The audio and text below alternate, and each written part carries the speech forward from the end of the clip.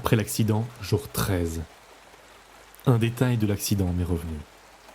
J'ai besoin de me couper de Poisse et de son monde aujourd'hui pour réfléchir. J'ai vu le monde de Poisse ce soir-là.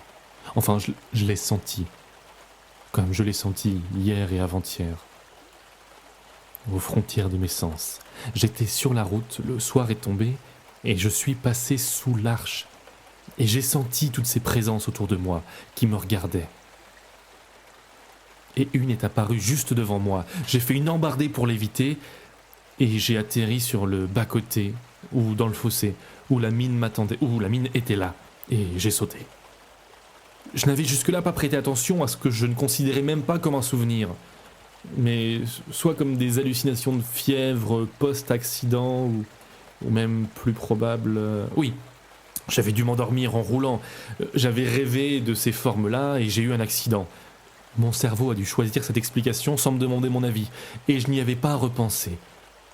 Jusqu'à ce que je les voie de nouveau, et bien réveillés cette fois.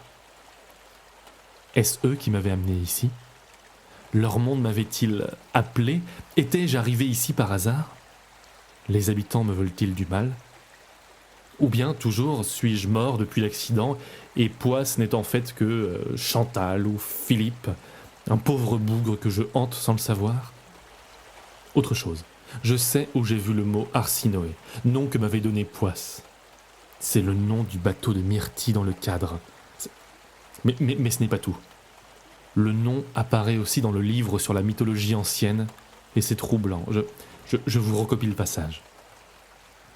Isée, déesse du ciel et maîtresse des vents, de la pluie, du soleil et des étoiles, a eu 2 enfants.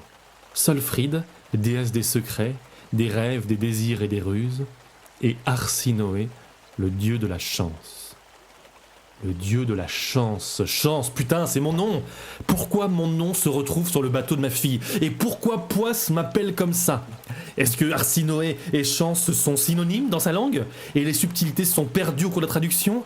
Je suis tiraillé, je suis transpercé de sentiments contraires.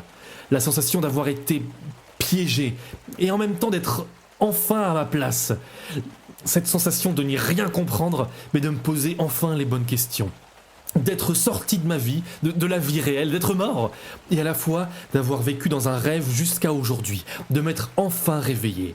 Le symbole du dieu Arsinoé est le bandeau sur les yeux, comme dans mon rêve. La confiance dans l'avenir, la confiance dans la chance.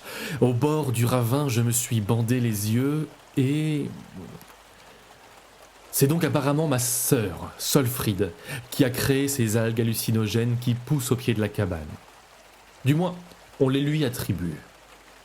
Après tout, si c'est dans la famille, ça ne peut pas faire de mal. Je connais mon programme de demain.